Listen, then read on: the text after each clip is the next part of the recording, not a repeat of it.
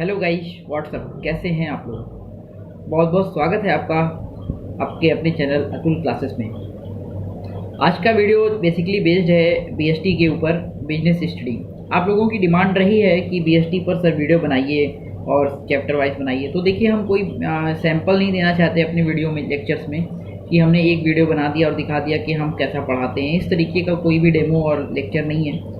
Simply मैं कोई भी कोर्स पढ़ा रहा हूँ अपने चैनल पर, तो वो कंप्लीट कोर्स मैं पूरी करने की कोशिश कर रहा हूँ और चैप्टर वाइज कंटिन्यू मैं पढ़ा रहा हूँ। ऐसा नहीं है कि बीच बीच से उठा लिया, बिल्कुल सिस्टमेटिक वे से चैप्टर 1 फिर चैप्टर 2 फिर चैप्टर 3, इस तरीके से हम डिस्कस कर रहे हैं। सो गाइस, हम लोग स्टार्ट करने वाले हैं। आज बीएसटी के 3 लेक्चर हमने डाल दिए हैं, आज ये चौथा लेक्चर है हमारा। तो अगर आपने चैनल को अभी तक सब्सक्राइब नहीं किया है तो फटाफट से सब्सक्राइब कर लीजिए और बेल आइकन को प्रेस कर दीजिए। हमने आपसे कहा था कि बीएसटी हम लोग डिस्कस करेंगे इस तरीके से, जैसे कि एक टीचर स्टूडेंट के सामने बैठकर कोई भी टॉपिक बता रहा है, समझा रहा है, तो मैं आपको बताता चलूँगा और आपको कुछ नहीं करना है। सिंपली आपको प्रॉपरली वे से नोट्स बनाने हैं। कोई टेक्निकल चीज़ आपको लगती है इंपॉर्टेंट तो आप उसका नोट बनाएं। जैसे मैं कोई चैप्टर स्टार्ट किया मैंने, और उस चैप्टर के अंदर मैंने आपको बताया कि आपको इस चैप्टर में कौन से टेक्निकल पॉइंट्स हैं, कौन कौन से कीवर्ड्स हैं, कौन कौन सी इंपॉर्टेंट चीज़ें हैं। इसको आप रफ नोट्स, मतलब एक रफली नोटबुक अपना तैयार कर सकते हैं, जिससे आप उस टॉपिक को के बारे में बहुत कम समय में जान सकें। तो मैं आपको बताता चलूँगा, आप अपना ग्राफ वगैरह बनाकर अपना मेंटेन कर सकते हैं नोट्स। अगर आप ऐसे पढ़ना चाहते हैं तो आराम से आप पढ़ सकते हैं, कोई दिक्कत नहीं होगी और वो टॉपिक पूरा अच्छे से समझ में भी आएगा। तो देखिए, हम लोग बात करते हैं आज, और शेयर ज़रूर कर दीजिएगा अपने दोस्तों तक, जिससे कि अधिक से अधिक लोगों तक पहुंचेगा वीडियो, तो मुझे भी मोटिवेशन मिलेगा। मैं भी और आपके लिए वीडियोस बनाने की कोशिश करूंगा और भी नए नए कोर्स लॉन्च करूंगा, है ना। तो पहली बात हमने बताई दिया कि आपको डेमो नहीं मिलना है, यहाँ पर आपको प्रॉपर क्लास मिलनी है। तो अब ये चौथा लेक्चर है हमारा। आज का टॉपिक है हमारा बीएसटी के अंदर फॉर्म ऑफ बिजनेस ऑर्गेनाइजेशन। हाँ, हम लोग बात करेंगे फॉर्म ऑफ बिजनेस ऑर्गेनाइजेशन की। बिजनेस कितने प्रकार के होते हैं या बिजनेस के ऑर्गेनाइजेशन कितने प्रकार के होते हैं। जैसा कि आपको पता है कि बिजनेस स्टार्ट करने से पहले हम लोगों को ये सोचना भी पड़ता है कि हम किस टाइप का बिजनेस करने वाले हैं। तो सबसे पहले हमको ये समझना होगा, हमने मार्केट में बहुत सारे बिजनेस देखे हैं, लेकिन अगर हमको ये पता ही नहीं है कि बिजनेस कितने प्रकार के चल रहे हैं मार्केट में, फिर हम उसमें से कौन सा बिजनेस करेंगे, ये बहुत बड़ा क्वेश्चन है। इस क्वेश्चन का सलूशन हमें बीएसटी ही देगा, बीएसटी सब्जेक्ट देता है। तो सबसे पहले हमको ये जानना होगा कि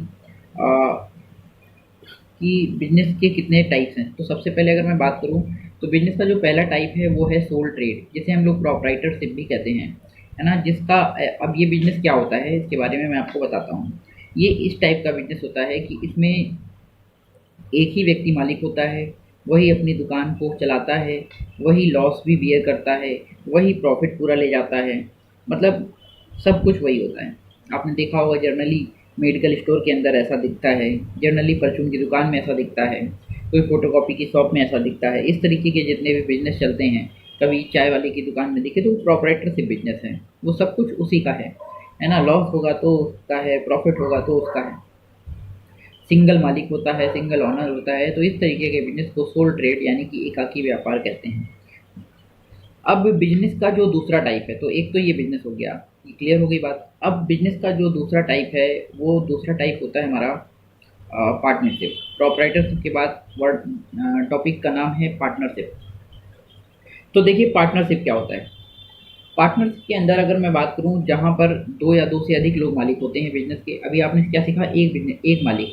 अब आपको बता रहे हैं कि पार्टनरशिप के अंदर 2 या 2 से अधिक लोग मालिक होते हैं, बिजनेस के ऑनर होते हैं, और वो लोग मिलकर एक किसी बिजनेस को, पर्टिकुलर ऑब्जेक्ट को पूरा करते हैं, किसी बिजनेस को रन करते हैं, प्रॉफिट को कमाते हैं और मिल बांट कर उस प्रॉफिट का यूटिलाइज करते हैं।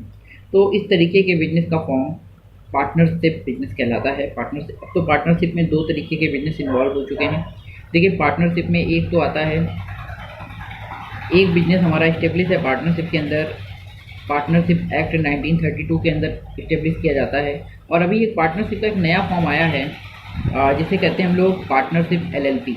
एलएलपी का मतलब होता है लिमिटेड लायबिलिटी पार्टनरशिप।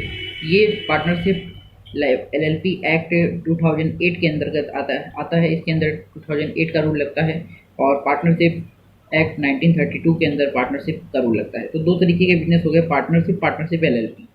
अच्छा, दोनों पार्टनरशिप में डिफरेंस क्या है।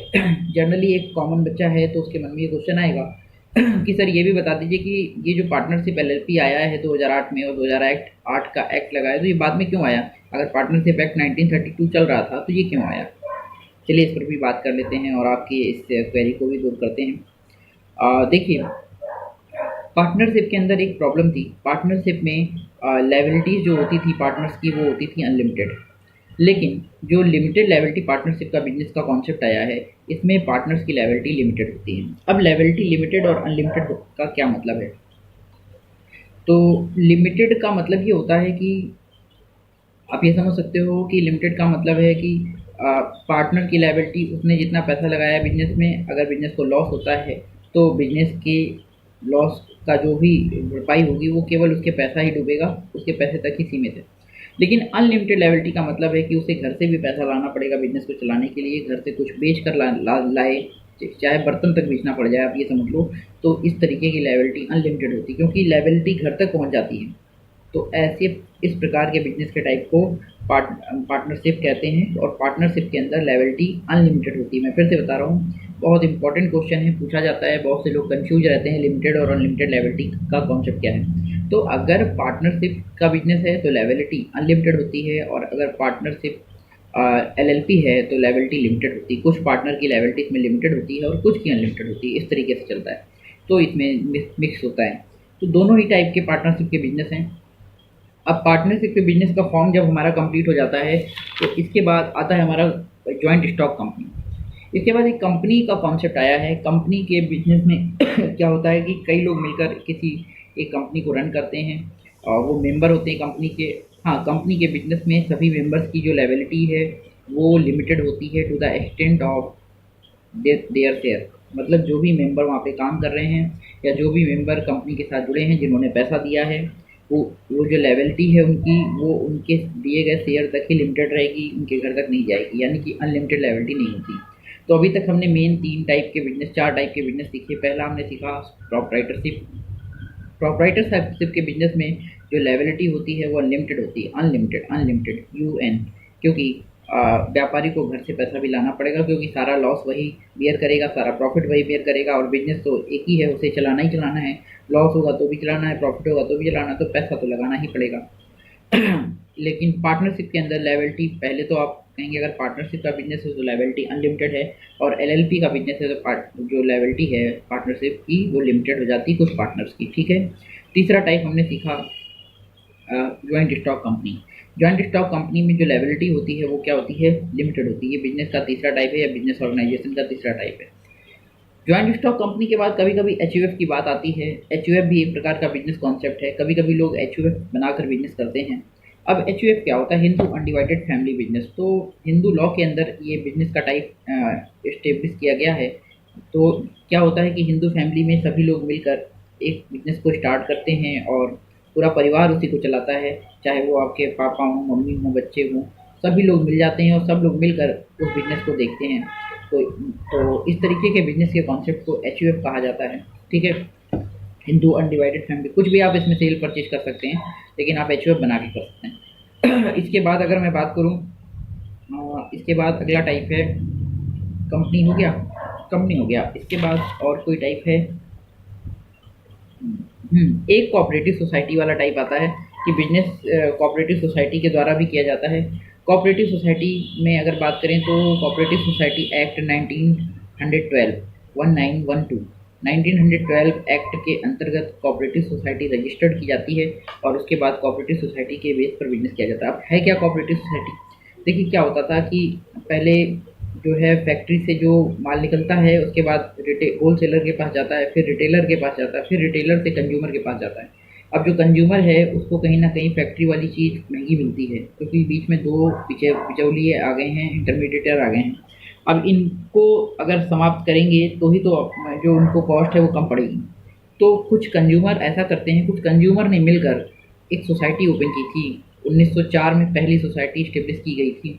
कुछ कंज्यूमर ने मिलकर उन्होंने कहा क्यों ना हम लोग डायरेक्ट फैक्ट्री से माल लेकर आपस में ही यूज करें और एक दूसरे की हेल्प करें। तो जब कंज्यूमर ने कंज्यूमर की हेल्प करने के लिए एक स्टोर खोला, कंज्यूमर ने कंज्यूमर की हेल्प करने के लिए एक दूसरे के साथ मिलकर एक स्टोर खोला और डायरेक्ट वहाँ से माल उठाया जहाँ से प्रोडक्शन हो रहा है। तो इस प्रकार के स्टोर को, इस प्रकार की सोसाइटी को कोऑपरेटिव सोसाइटी का बिजनेस कहा गया, बिजनेस मॉडल कहा गया। और इस प्रकार के कोऑपरेटिव सोसाइटी के बिजनेस मॉडल में एक दूसरे की हेल्प हो जाती है, प्लस वस्तु की कीमत कम होती है, आराम से कोई भी आइटम उनको मिल जाता है और कम दाम में मिल जाता है। तो इस तरीके से हमने आज बिजनेस के बहुत सारे फॉर्म और टाइप्स देखे। इतने तरीके के बिजनेस जनरली मार्केट में चल रहे हैं। और अभी कंपनी एक्ट 2013 का चेंज हुआ, अमेंडमेंट्स हुए बहुत सारे। तो कंपनी एक्ट 2013 के अंतर्गत दोस्तों एक नया कॉन्सेप्ट कंपनी एक्ट में आया है, ओपीसी 1 पर्सन कंपनी। पहले कोई एक व्यक्ति कंपनी नहीं बना सकता था, लेकिन अब कंपनी एक्ट 2013 में अब ये रूल आ गया है कि कोई एक व्यक्ति अगर अकेला चाहे तो कंपनी बना सकता है। ये कंपनी एक्ट 2013 में सेक्शन 2 सब सेक्शन 62 के अंतर्गत ये दिया गया है। तो इस तरीके से हमने पूरे फॉर्म्स ऑफ ऑर्गेनाइजेशन सीखे। अब हम लोग एक एक करके जो भी ऑर्गेनाइजेशन है इन पर डिस्कस भी करेंगे। पार्टनरशिप के अंदर कुछ थ्योरी की इंपॉर्टेंट बातें डिस्कस करेंगे नेक्स्ट वीडियो में। फिर कंपनी के अंदर बहुत सारी बातें कंपनी के बारे में जानेंगे, कंपनी क्या है, कब बनाई जाती है, कैसे बनाई जाती है, बहुत सारी बातें एक एक चैप्टर 1 बाय 1 सीखेंगे। तो आज की जानकारी मुझे लगता है आपके लिए पर्याप्त है, आपको अच्छा लगा होगा। अगर वीडियो समझ में आया है, अच्छा लगा है तो लाइक, शेयर और कमेंट करना ना भूलिए। और इसी तरह के लेक्चर सुनने के लिए और पाने के लिए जो है चैनल को सब्सक्राइब कर दीजिए, बेल आइकन को प्रेस कर दीजिए। चलिए, जय हिंद, नमस्कार, हैव ए नाइस डे। सीखते रहिए, क्योंकि सीखना बंद तो जीतना बंद।